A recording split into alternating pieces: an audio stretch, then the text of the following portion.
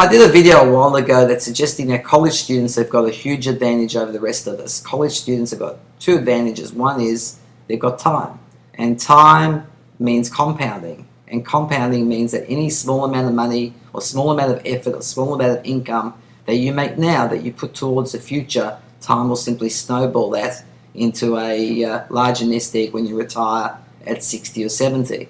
But knowing college age students and knowing me, none of us want to retire at 60 or 70. So how do we take advantage of that time aspect without ignoring the fact that we want to spend some money now or sooner or retire quicker?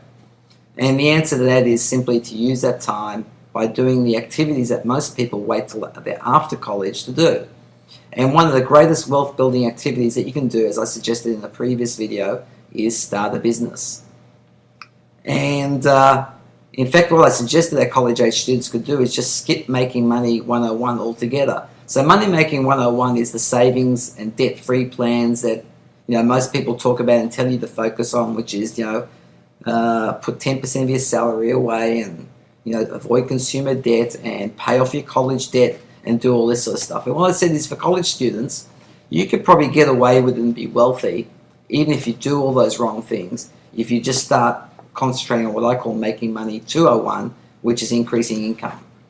So I think the best way to increase your income, as I said, is by all means you can get a part-time job like other college students do to help you pay for your expensive college lifestyle. What I suggested, though, is that you live like a grunge in college, keep your expenses as low as possible, and don't get a part-time job, start a part-time business.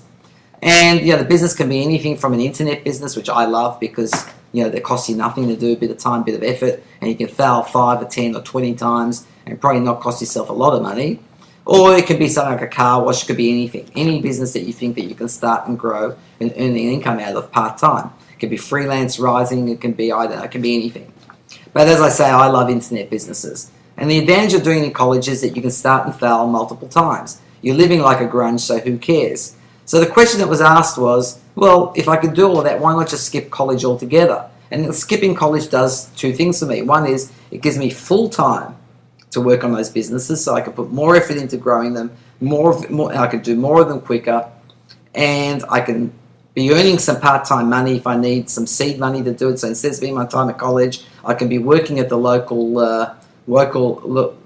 Whole Foods, stacking supermarket bags and earning my $6 or $7 an hour, and I can put that money towards my businesses and see what happens. It's called gambling, called rolling the dice. The second thing it does is it saves money because I'm not spending money on living in a dorm in college, textbooks, and I'm not paying college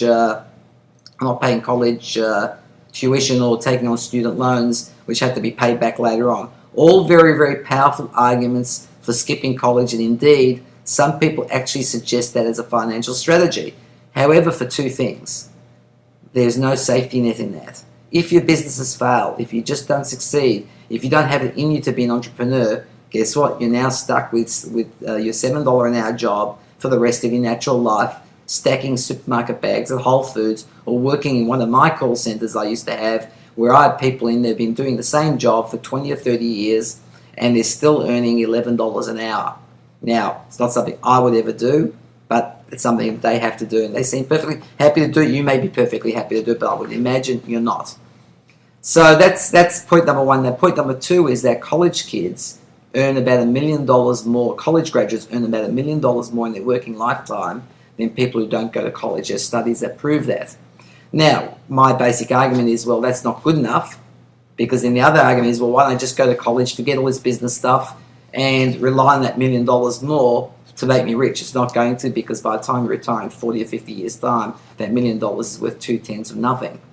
So my suggestion is this, though. Regardless of that, you do what I suggest, which is you stay in college, because if all else fails, you go back to plan B, and plan B is you graduate. So you've made two great advantages by graduating. Advantage number one is, of course, you increase your earning capability, because now you can earn $20,000 or $30,000 a year more than somebody who hasn't gone to college at the very least, and with a much higher growth curve to higher salaries as time goes on, if you're willing to pursue that line for the rest of your natural life. But the second thing that you've done is this. you've actually been learning my Making Money 101 lessons in disguise. So I've conned you into this because while you're in college working your businesses, you are too busy holed up in your room working for 3 o'clock in the morning on your internet sites or doing the books in your car wash to go out partying with everyone. Now, I'm not saying you shouldn't be partying, but you'll do that 1 or 2 nights a week, not 5 or 6 nights a week.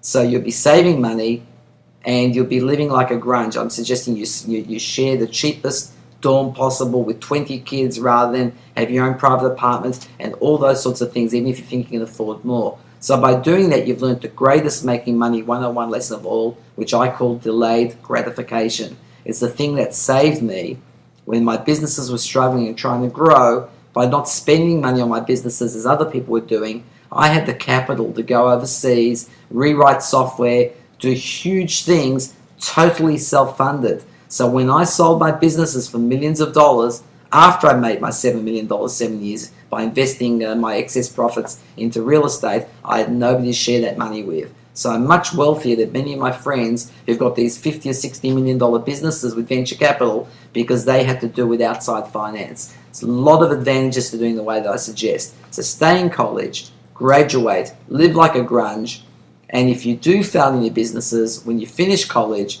don't immediately increase your income from, while you're in college you've been saving 99% of your income, start saving 80% of your income. When that's not enough, start saving 70%. When your rents are too expensive, start saving 60%. So all of your friends are struggling to save 5 or 6% of their income, you'll be going from the top down, maybe coming back to saving 20 or 30% of your income at the worst case, and that alone will make you much richer, much quicker than any of your friends, even if you don't succeed in business or investing or anything else. That's why you graduate from college. And that's why you do my college plan A and plan B, because no matter what happens, you're going to be much, much better off than anybody else that you go to college with.